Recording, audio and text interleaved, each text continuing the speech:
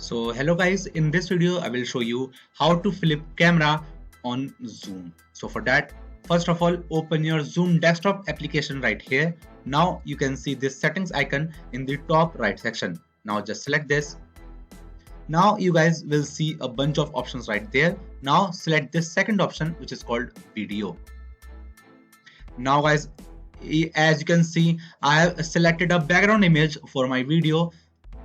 So now what you have to do is just select this mirror my option video, and after selecting it, as you can see guys, it has changed the background image of my video. So you can see the difference after selecting it or denying it according to yourself. So that's how you guys can be able to flip your camera on Zoom application.